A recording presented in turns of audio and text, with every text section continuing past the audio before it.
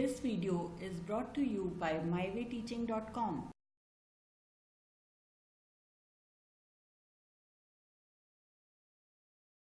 Next is problem. Okay, consider the problem. The value of a standard Gibbs energy for the phosphorylation of the glucose in glycolysis is 13.8 kilojoule per mole. Find the value of Kc at 298 Kelvin. Okay, solution. We know that standard Gibbs energy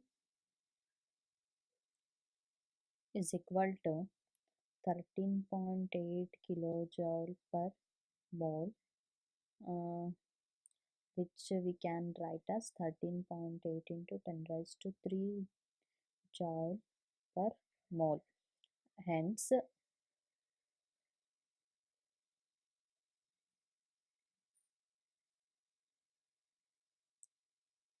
Kc is equal to we know also wait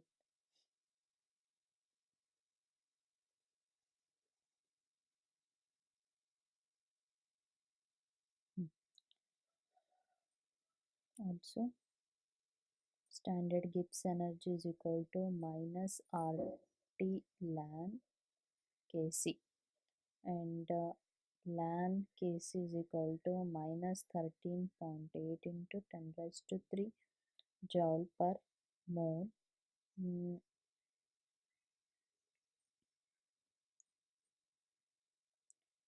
And R and T value, R value is 8.314 is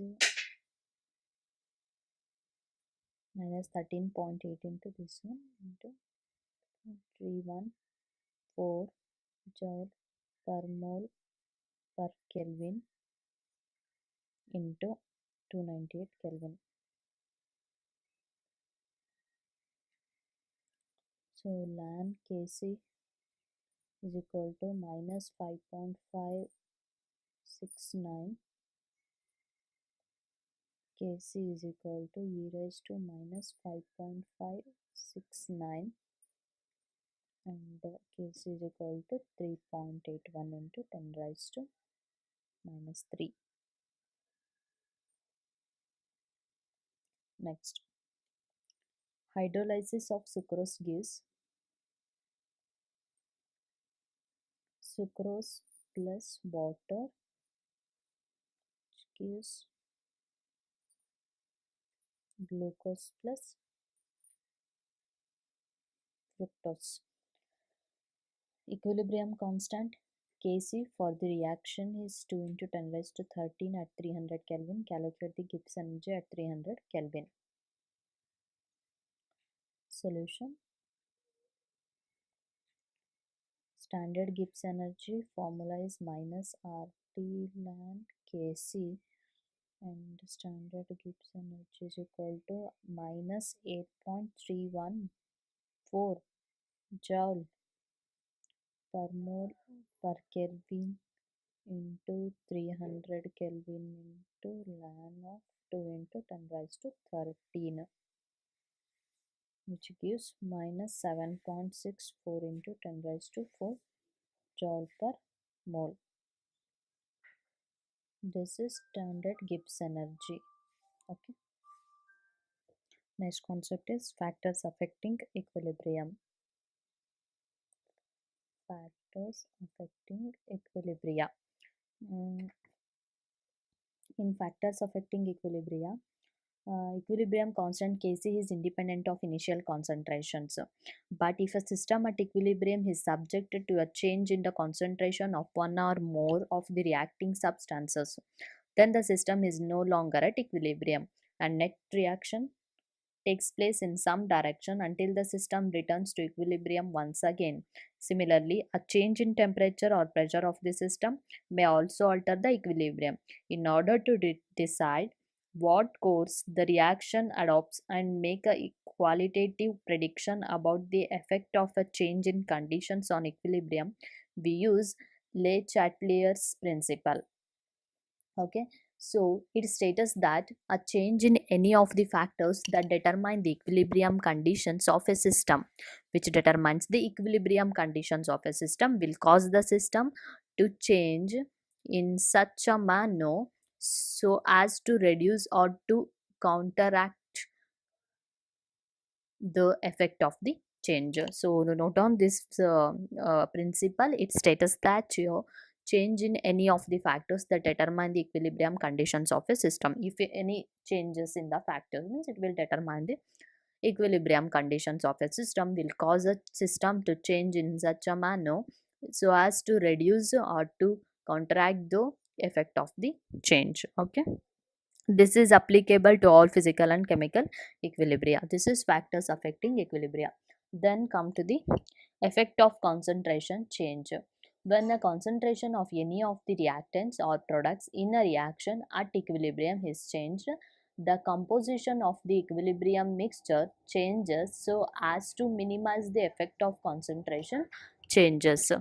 Okay, when the concentration of any of the reactants or products in a reaction, if there is a concentration of any products or reactants in a reaction at equilibrium, it change means the composition of the equilibrium mixture changes so as to minimize the effect of concentration changes. Okay, this is about the effect of concentration change. Next is continuation of that topic. Here this it shows that effect of addition of H2 on change of concentration for the reactants and products in the reaction. This is the effect of addition of H2 means, see, the reaction is plus, which gives 2Hi. Okay, so this is the effect of addition of H2 on change on concentration for the reactants and products in the reaction, this one. Okay, next, effect of concentration and experiment. This can be demonstrated by the following reaction. I will write down the reaction: Fe3 plus SCN minus Fe SCN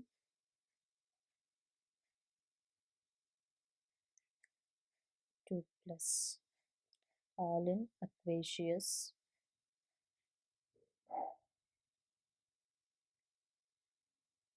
Okay, so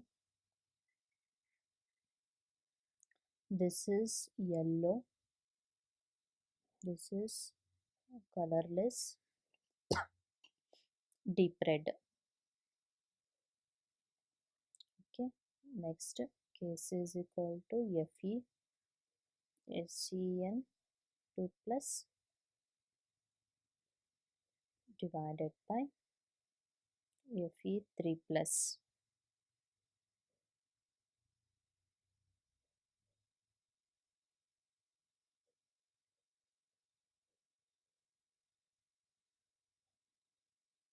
Okay, a reddish color appears on adding 2 drops of 0.02 mole potassium thiocyanate solution to 1 mole of 0.2 mole iron nitrate solution due to the formation of FeSCN2 plus.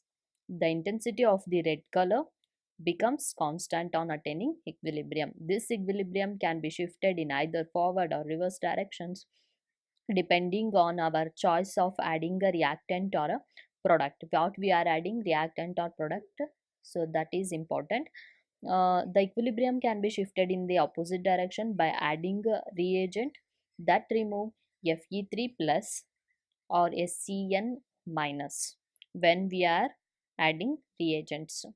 Okay, by adding reagents it will remove Fe3 plus or SCN minus. This is the effect of concentration means, which is in the forward reactant, there is a change in reactants or change in the products also takes place. Okay, next, effect of pressure change. In effect of pressure change, a pressure change obtained by changing the volume. When changing in the volume takes place, changing in volume, By changing the volume can affect the yield of products in case of a gaseous reaction where the total number of moles of gaseous reactants and total number of moles of gaseous products are different. By applying Le Chatelier's principle to a heterogeneous equilibrium, the effect of pressure changes on solids and liquids can be ignored because the volume of solution or liquid is nearly independent of pressure. The effect of pressure changes on solids or liquids can be ignored. Why?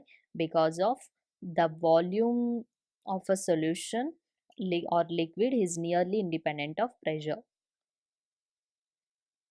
The volume of solution or liquid is nearly independent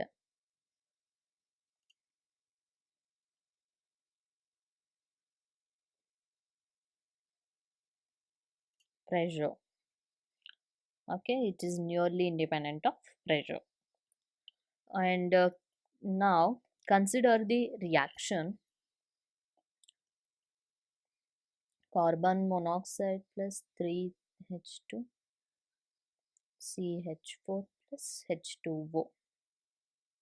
Okay, here 4 mole of gaseous reactants, that is CO and 3H2, become 2 mole of gaseous product, this is CH4 and H2O. This is 4 mole and this will be 2 mole of gaseous.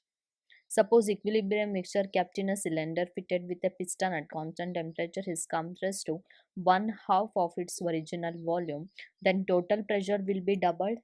So if it is compressed, then the total pressure is doubled. Okay, then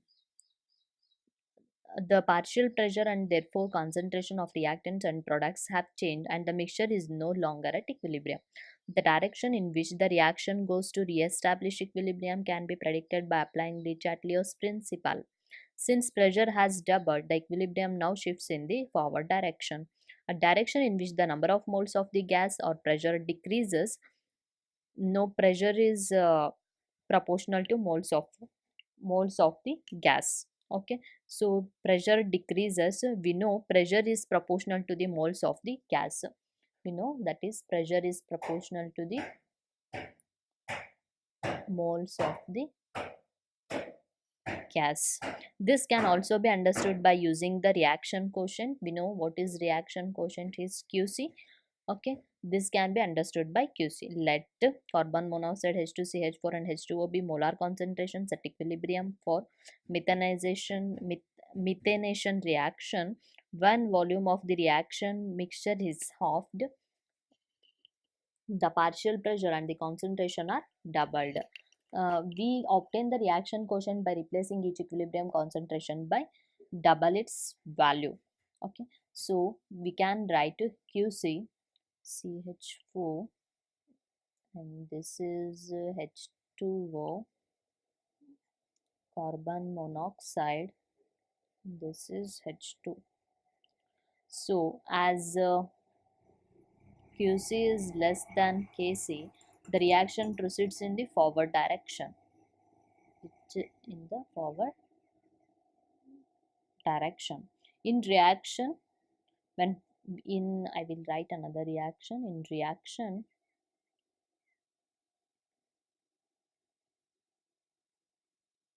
to CO, when pressure is increased, the reaction goes in the reverse direction because the number of moles of gas increases in the forward direction. Okay, this is the effect of pressure change. Next, effect of inert gas addition. When we are adding inert gas, if the volume is kept constant and an inert gas such as an argon is added which does not take part in the reaction, the equilibrium remains undisturbed. It is because the addition of an inert gas at constant volume does not change the partial pressures or the molar concentration of the substance involved in the reaction. The reaction quotient changes only if the added gas is the reactant or product involved in the reaction. So when you are adding the inert gas, it is because addition of an inert gas at constant volume does not change the partial pressures or the molar concentration. Addition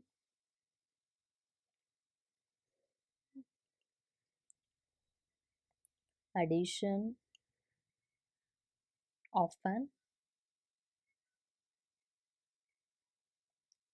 inert gas at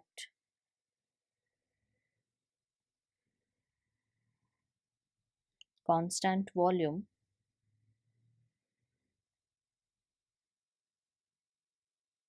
does not change the partial pressures or the molar concentrations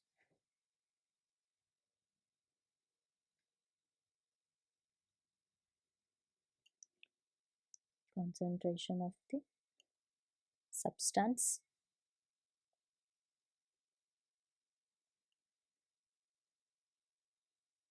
involved in the reaction.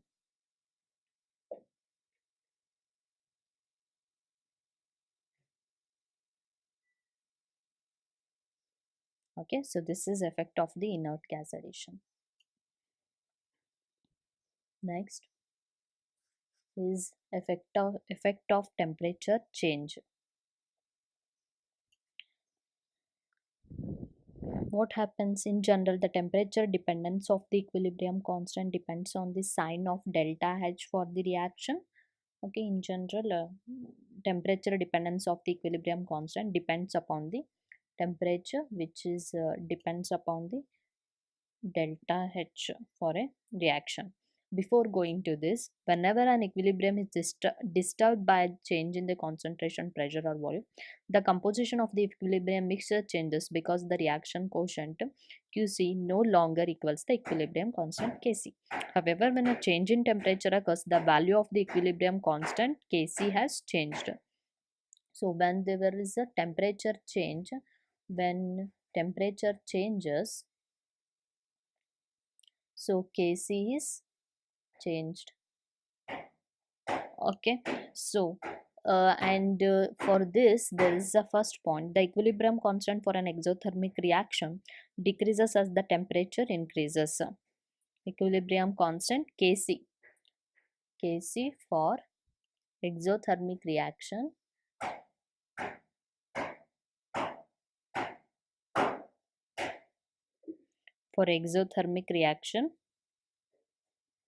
decreases as the temperature increases. Exothermic reaction Kc is decreases for the exothermic reaction, okay, as the temperature increases. And the second point, the equilibrium constant for an that is for endothermic reaction